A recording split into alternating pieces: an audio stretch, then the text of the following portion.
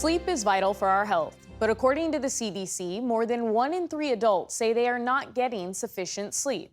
Now, new research suggests it's not just how much sleep you get, but when you are going to sleep and waking up that matters. A recent study from the Imperial College London found night owls, those people who stay up late and wake up later, appear to have superior cognitive function, while early risers had lower scores on the cognitive test.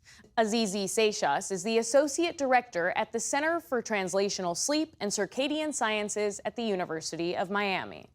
Professor Seixas, thank you for joining. The researchers in this study found that people who stay up late had, quote, superior cognitive function, while early birds had the lowest scores.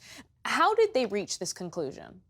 Well, this was a large study done in the United Kingdom with about 26,000 individuals. And essentially, what they were trying to do is that they looked at different, what they call chronotypes, people who were morning folks, people who were evening folks, and people who are in between.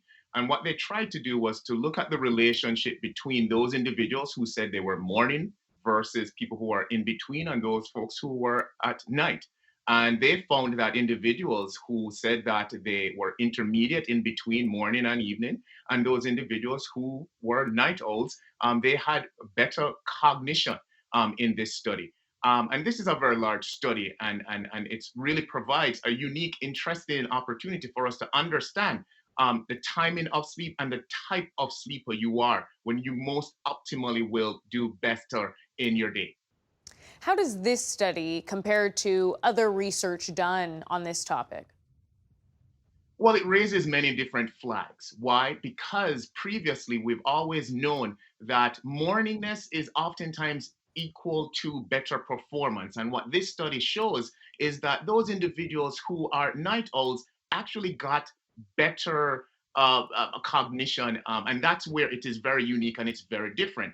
Now, this has been shown where in adolescents, that adolescents who pretty much have their best optimal performance during the afternoon. And those individuals who are older, 50s and above, they will perform better in the mornings. And that's where the findings of these studies are unique. I consider myself a bit of a night owl naturally, although more recently I've been waking up early. But what impact do these different sleep styles have on the body? Very different. Why? Because typically people who are oftentimes seen as morning individuals, these are the individuals who will go to bed earlier and wake up earlier.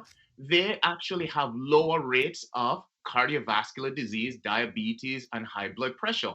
While those individuals who are actually night owls tend to have greater risk for heart disease. What this study is showing is that for your brain health and for cognition, the reverse may be true. And so this is where it provides a unique opportunity for us to dig a little deeper as to what might be going on.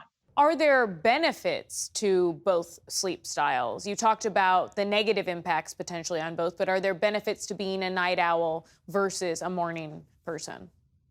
There are benefits, but it really depends on who you are, right? So there are individuals who are naturally morning people and those individuals who are just night owls. The most important thing is to find out who you are and then pattern and revolve your entire day around that. So if you are a night person, you may want to actually do most of your cognitive tasks later in the day. And if you're a morning person, you may want to put those earlier in the day. And at the end of the day, is the amount of sleep more important than the time that you sleep, time of day that you sleep? Well, both are true. Meaning the timing of your sleep is important, but it's also important that you do so consistently. What the studies and other studies have shown is that if you're a morning person, stick with that routine. If you're a night person, stick with that routine. And you want to get 7 to 9 hours of sleep daily to get the best health benefits, whether it be physically or in terms of brain health and in cognition.